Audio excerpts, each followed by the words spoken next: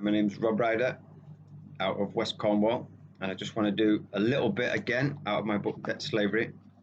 It's a very short little video, and it's about the chapter called In Whom We Trust. And I just put a few examples, not a lot, because we know this can go on and on and on. So, child abuse files lost at Home Office sparks fear of a cover-up. A dossier compiled by an MP detailing allegations of a 1980s Westminster paedophile ring is one of more than 100 potentially relevant Home Office files destroyed, lost, or missing. It has emerged. The government faced fresh calls for an overarching inquiry into historical cases of paedophilia as it was revealed that a total of 114 Home Office files relevant to allegations of a child abuse network have disappeared from government records. David Cameron has already ordered the Home Office Permanent Secretary to look into what happened to a lost dossier given earlier in the 1980s to Liam Britton, then Home Secretary, by the campaigning Tory MP Geoffrey Dickens. And then we have Theresa May oral statement to Parliament on child abuse investigations. Mr. Speaker, in my statement today, I want to address two important public concerns. First, that in the 1980s, the Home Office failed to act on allegations of child sex abuse. And second, that public bodies and other important institutions have failed to take seriously their duty of care towards children. The investigation found that 114 potentially relevant files were not available. They are presumed by the Home Office and the investigator destroyed, missing, or not found, although the investigator made it clear that he found no evidence to suggest that the files had been removed or destroyed inappropriately. I go more into the abuse of children within the political scene into the book, but official government links. Theresa May, then Home Secretary, she becomes Prime Minister. Yeah. So you've made a mess of things, the worst crime imaginable. People have got away with.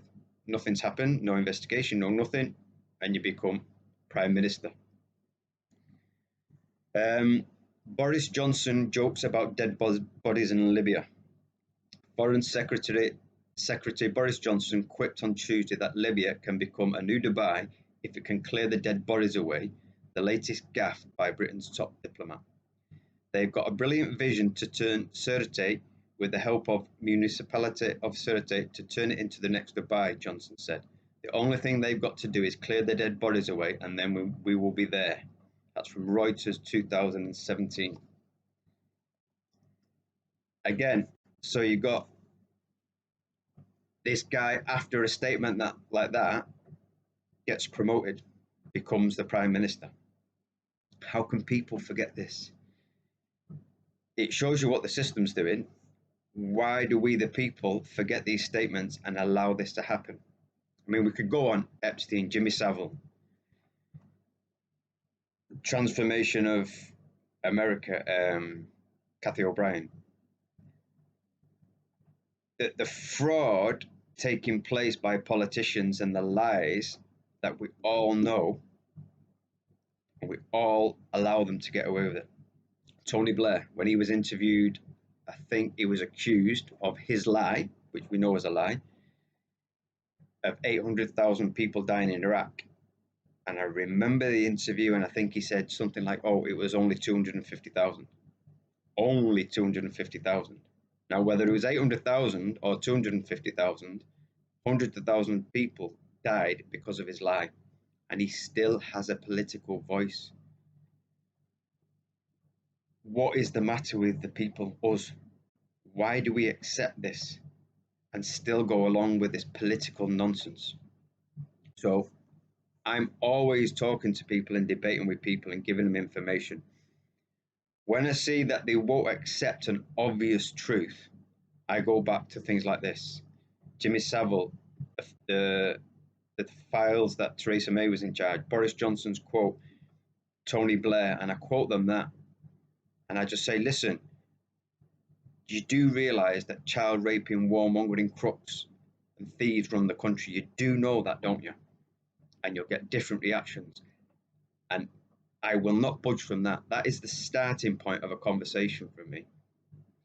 If you're not willing to accept that, I will not debate with you. I will not debate with you. You know, we can talk about pandemics, you know, financial scams, wars, whatever. If people are pushing a ridiculous narrative, I'll go back to that foundation. These are the people, the quality of people who run the country. Do you agree? Like I say, you get different reactions.